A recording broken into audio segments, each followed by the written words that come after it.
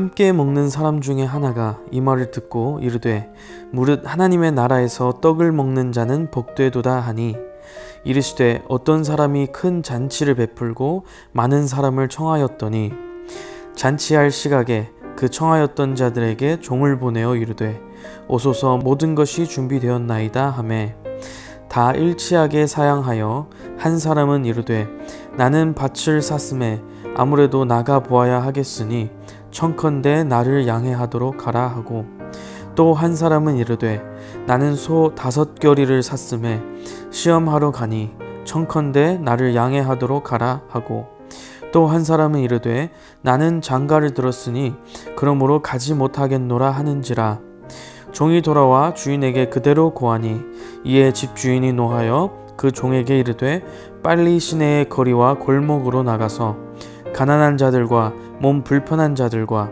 맹인들과 저는 자들을 데려오라 하니라. 종이 이르되 주인이여 명하신 대로 하였으되 아직도 자리가 있나이다. 주인이 종에게 이르되 길과 산 울타리가로 나가서 사람을 관건하여 데려다가 내 집을 채우라.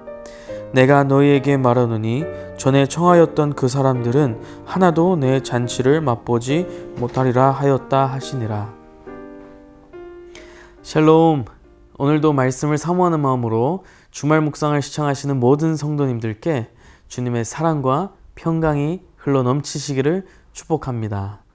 오늘의 말씀은 어제 큐티 내용에 이어서 안식일날 한 바리새인 지도자의 잔치에 초대받은 예수님께서 하신 비유의 말씀입니다. 그렇기 때문에 오늘 저희가 읽은 본문의 큰 잔치의 비유는 바리새인들을 비롯하여 그 잔치에 초대받은 자들에게 하시는 말씀인 것이지요. 당시 바리새인들은 사회의 지도층이었고 권력자들이었고 또 민족의 선생을 자처했었기 때문에 사회적 지위이며 학식이며 누가 보아도 존경받을 만한 사람들이고 훌륭한 사람들이었습니다. 그러나 오늘 예수님께서는 그런 사람들에게 뼈가 있는 비유를 하시고 계신 것입니다.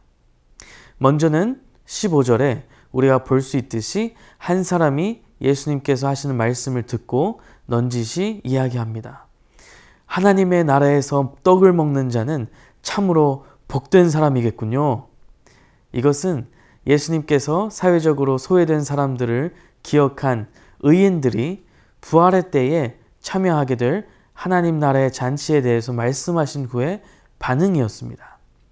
어쩌면 이 말에는 당연히 민족의 지도자, 바리새인인 자신이 그 자리에 없을 리가 없다는 그런 마음도 들어있고 또 하나님께서 선택하신 백성, 선택하신 민족이라는 자부심도 들어있을 수 있습니다. 그 말을 듣고 예수님께서는 그 마음을 아시고 과연 하나님 나라의 잔치는 어떠한지를 비유로서 이야기하십니다.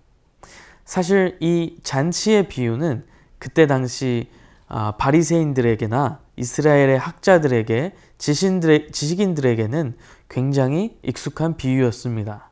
그래서 그 자리에 있던 모두가 다 이 잔치가 하나님 나라의 이야기이며 이 잔치를 베푸신 분이 하나님이심을 단번에 알아차렸을 것입니다.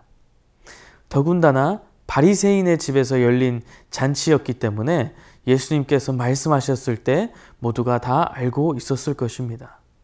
당시에 이 비유를 들은 바리새인들은 아마 마음이 매우 심란해졌을 것입니다. 왜냐하면 이 비유는 그들이 지금까지 믿어 의심치 않았던 천국에 대한 그런 이미지가 깨지게 되는 비유였기 때문입니다. 오늘 이 말씀을 통해 저희는 두 가지를 함께 살펴보기를 원합니다. 첫 번째는 우리는 하나님 나라를 우선순위에 두어야 한다는 것입니다. 예수님께서 말씀하신 비유를 조금 살펴보겠습니다.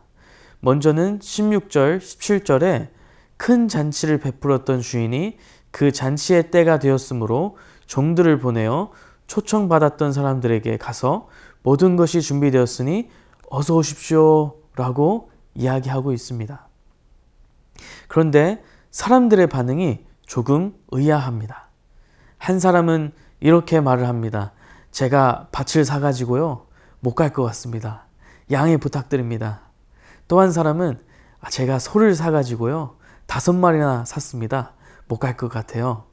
또 한 사람은 제가 장가를 가가지고 잔치에는 못 갈 것 같습니다. 라고 이야기하고 있습니다. 우리는 여기에서 조금 더 깊이 고민해 볼 필요가 있습니다. 초청받았던 이 사람들은 왜 이런 반응을 보인 것일까요?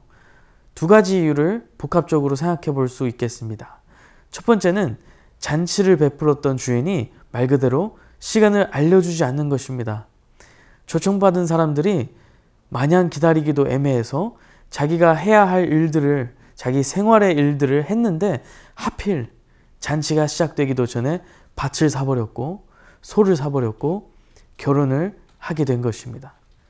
두 번째 이유는 초청받은 사람들이 이 주인의 베푼 이 잔치를 가볍게 여긴 것입니다. 그러니 잔치가 있다는 것은 알고 있지만 내 삶에 있는 것들이 더 중요하니 그냥 무시해버린 것이죠. 내가 산 밭이 더 중요하고 소들을 잘 경영하는 것이 더 중요하고 내가 만들어 놓은 관계들이 더 중요한 것입니다. 그래서 그들의 이유야 무엇이 됐든지 간에 그들의 삶에서 하나님의 나라가 우선순위에 있지 않은 것입니다. 한번 생각해 보기를 원합니다. 만약 우리가 정말 중요한 사람, 그런 사람이 베푼 파티에 초청이 되었다면 우리는 하루하루 그 날을 기대하면서 살았을 것입니다. 그래서 어떤 일들을 하더라도 그 파티를 염두에 두고 계획을 짜고 생활을 하게 될 것입니다. 설령 그 파티의 구체적인 시간을 주인이 알려주지 않더라도 말입니다. 오늘날 현대를 살아가고 있는 우리들에게도 오늘 이 말씀이 찔리는 말씀입니다. 우리는 그 어떤 시대보다도 더 바쁘게 움직이는 그런 시대에 살고 있습니다. 어떤 사람들은 분 단위로 시간을 쪼개서 일들을 계획하고 또 자신들의 삶을 일구면서 살아가고 있습니다. 우리 하나님께서는 우리를 위해 천국 잔치를 베풀어 주셨습니다. 그런데 언제 저희들을 부르시는지는 알려주시지 않으셨습니다. 그럼 우리는 어떻게 살아야 할까요? 여러분들께서는 하나님께서 주신 초대장을 어떻게 대하고 계신가요? 두 번째로 우리가 돌아보아야 할 것은 하나님의 은혜를 누리기 위해 우리는 겸손해져야 한다는 것입니다.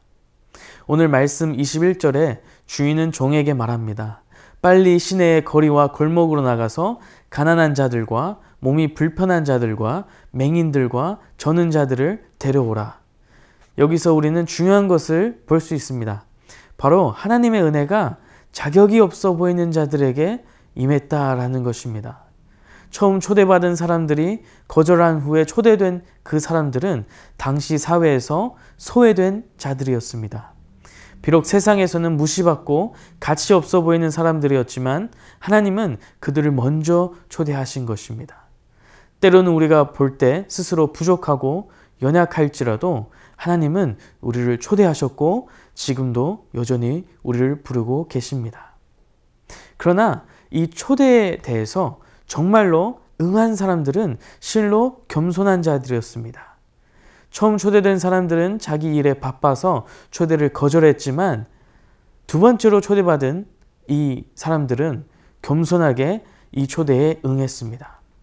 이렇게 생각해 볼 수도 있겠습니다.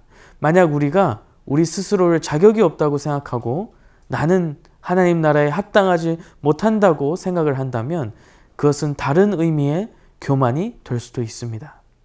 하나님 나라에 들어가는 것은 나의 능력이나 업적 때문이 아니라 겸손하게 하나님의 은혜를 받아들이는 자들이 들어가는 것이기 때문입니다. 그 자격을 판단하는 것은 오직 하나님이신 줄로 믿습니다. 사랑하는 성도 여러분, 우리는 오늘날 이 복음을 어떻게 대하고 있을까요? 우리의 바쁜 생활로 인해 때로는 외면하고 가볍게 여겨버리는 일이 없는지 돌아보기를 원합니다. 그리고 다시 한번 기억하기를 원합니다. 하나님께서 겸손한 자에게 은혜를 베푸시며 자격이 없고 하나님 나라와는 아무런 관계가 없었던 저희들을 하나님께서 초대하시고 또 천국 잔치에 들어가 예수 그리스도와 더불어 먹게 하셨습니다. 이것은 전적으로 하나님의 은혜인 줄로 믿습니다. 함께 기도하겠습니다. 사랑이 많으신 하나님 아버지, 오늘도 말씀을 통해 하나님께서 저희들을 여전히 초대하시고 천국 잔치에 부르고 계심을 알게 하시니 감사합니다. 오늘의 예배를 통해서 하나님께서 베푸신 그 잔치의 맛을 보게 되기를 원합니다. 주님, 하루하루를 살아가는 우리 모든 사람들 가운데 함께하여 주시고 그 잔치에 들어가는 자의 합당한 삶을 살 수 있도록 주님 도와주시옵소서. 감사드리며 살아계신 예수 그리스도의 이름으로 기도드립니다. 아멘.